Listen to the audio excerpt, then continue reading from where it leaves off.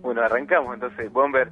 Por favor. Sin más preámbulos, arrancamos en este pequeño encuentro de clases si se puede llamar clase a estas pequeñas palabras que tomamos en Rock and Pop hace mucho tiempo. La idea era un poco solamente plantear o tratar de desarrollar la intención de enmarcar un poco las dependencias, así se llama la entrega de hoy, en Meteorolandia o en Principio, donde estés ahí, enganchándote, o en Ustream, no sé, donde estés tomando la Rock and Pop por la internet o la 90.3, no sé, donde sea que estés ahí, es hablar de las dependencias en América Latina. Y quizás hay dos parengones, digamos, para seguir, donde se ha enmarcado, por lo menos hemos tratado de desarrollar durante este año, lo que fue este año, en este pequeño ciclo que se cristalizó en tratar de contar un poquito, solamente intentar desarrollar algunas cuestiones de Latinoamérica. Y la intención es, como decíamos hace un ratito, es contar las dependencias de América Latina. Quizás hay dos potencias grandes que han tenido la dependencia casi hegemónica, ¿no?, de América Latina en su acontecer. Más cercanos en este último, digamos, podríamos decir, en estos últimos periplos de años, uno ha sido Gran Bretaña, como venimos diciendo hace algún tiempo, o Inglaterra, durante todo el siglo XIX, es decir, 1800 y todos esos 1800, y el otro ha sido Estados Unidos durante el siglo XX, es decir 1900 y otros tantos más, y quizás hoy habría que seguir actualizando esas dependencias. Pero el caso está en que hay algunos puntos para entender de cómo Latinoamérica ha dependido sustancialmente a estas potencias hegemónicas, a estas potencias imperialistas,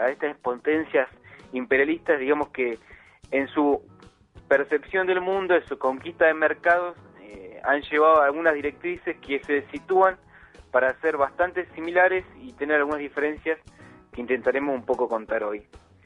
Quizás para hablar del siglo XIX, quizás habría que decir que en cuanto a Inglaterra, América Latina ha tenido una especie de dependencia a través de un primer elemento que podríamos decir, a través de los reconocimientos de las independencias que se generaron en los distintos países latinoamericanos. Reconocimiento implicó también, entre comillas, cierta abolición de la esclavitud para generar hombres libres, para generar hombres pensados como mercancías, para generar hombres que sean fuerzas que entregan el trabajo a través del intercambio de un salario en un supuesto mundo libre llamado capitalista.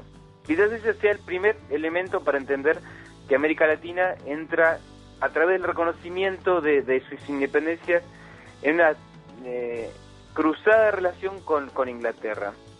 Ese quizás sea la primera variable. El segundo elemento, y esto sea capaz que el otro elemento que ya nos acerca un poco más a Estados Unidos, en tanto América Latina ha tenido una especie de dependencia sustancial a través de los tratados de comercio o tratado de amistad, como suele llamarse, o se llamó hace algún momento por la comunicación, tratados de amistad en los cuales los tratados de amistad a América Latina como naciones favorecidas, es como eso se titulan todos los tratados de libre comercio que se desarrollan a través de la implementación de extracción minera, de extracción petroquímica, de extracción de algodones, de extracción de azucarera, de vinos, es decir, de extracción de procesos de cereales, lo que sea, extracciones que se hacen en acuerdos, ¿no?, entre los conductores de los estados, que no hay que dejar de omitir, que corresponden a las clases dominantes que son propietarios de esos negocios, que acuerdan con los estados la extracción y los tratados de amistad para extraer las riquezas de América Latina. En Inglaterra, por ejemplo, en el siglo XIX fue la extracción del algodón para la producción y la industria textil. Con Estados Unidos en el siglo XX fue la extracción y la penetración a través del petróleo, las Standard Oil y las demás, que tensionan disputando mercados con la Shell, por ejemplo, en todo el continente latinoamericano.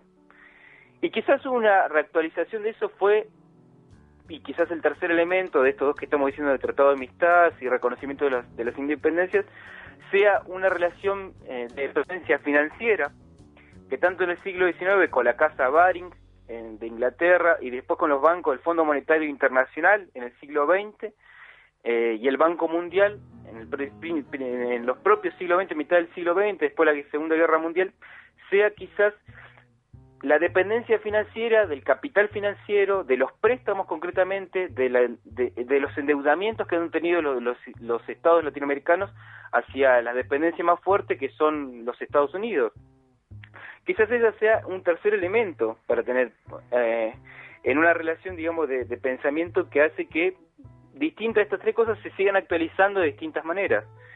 Quizás otra forma de entender que en ese pensamiento se ha desarrollado casi como un destino manifiesto, y eso capaz que se actualiza hoy fuertemente, la Franja de Gaza o las represiones que lleva Israel frente a todo el mundo palestino, sea que ese destino manifiesto que se manifestaba a través y se sigue retraduciendo en la actualidad como la adquisición, digamos, de los baluartes de la conquista, por un lado, ¿no? Conquistar a través de las armas tanto Inglaterra, quizás el ejemplo más paradigmático sigue siendo Islas Malvinas, pero se actualiza nuevamente quizás con el avance de Israel sobre la Palestina, se actualiza también con la compra del territorio, y eso capaz que la Patagonia uno lo puede visualizar más claro a través del desalojo, quizás lo puede utilizar más cerca con los alambrados sobre las naciones originarias, o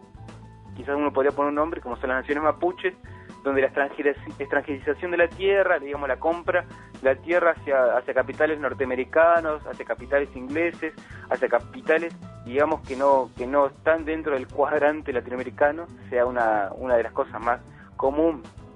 Entonces, todos estos elementos hacen que pensar que la dependencia de Latinoamérica no es una dependencia que sea solamente en términos de, digamos, de simbología, que uno puede decir, a veces ponerse a pensar hasta qué grado las ideas de nación o sentirse parte del terruño y demás cuestiones no sea hasta cierto punto también objetable si no se piensa en estas estructuras que se han dado durante 2 siglos, primero con Inglaterra y segundo con Estados Unidos.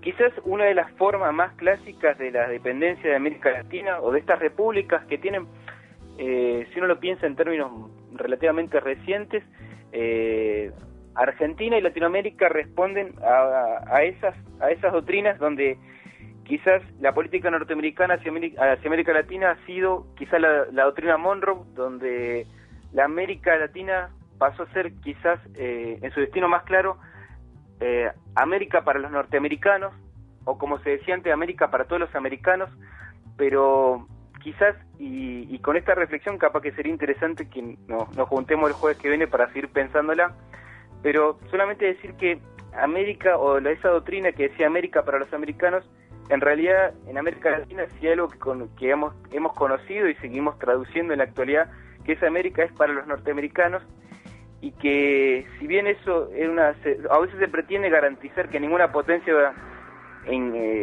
extranjera, como se dice, o como se actualiza a veces en estas regiones donde capaz que a veces la identidad con la tierra en realidad está encubriendo la identidad de quienes son los propietarios de tierra, es decir, una minoría y no la mayoría, hace que esas pretensiones se establezcan a través de varias intervenciones que hemos tenido en Latinoamérica, y con eso nos vamos a quedar y vamos a dejar la pregunta abierta, como son las dictaduras en América Latina a través de los distintos gobiernos adictos a Norteamérica. Profe, estaba pensando en el americano, cuando dicen el americano, el yanqui, ¿no? Instaladísimo, él es americano, no, yo soy americano, uno piensa en Norteamérica. Ahora no ha pasado lo mismo a nivel imperial, así cuando alguien escucha a alguien europeo, ¿no? Por ejemplo, cuando dicen soy europeo, vos no pensás ponerle en Inglaterra o no sé, en Alemania, Claro. Puede ser un noruego, tal vez, sí, pero sin embargo decís no, yo soy americano, ya estás pensando que yanqui. Tal cual. ¿No? Sí, tal cual. Sergio, ¿por qué me mirás así? Porque me llama la atención tu reflexión, Santiago. Ah, bueno, bien. Me has dejado sorprendido. Profe, Sí, le cortamos al final, ¿no? No, perfecto. ¿Está bien? Perfecto. La semana que viene, Nos juntaremos de nuevo. buenísimo. A debatir sin dicotomías, ¿no? Sin dicotomía. Al principio a castigar un poco y después a charlar. Pero sí. Profe, un abrazo grande. Un abrazo, no vos, le queremos Bernete. hacer gastar más, ¿eh? Abrazo, amigo. Abrazotes. Adiós.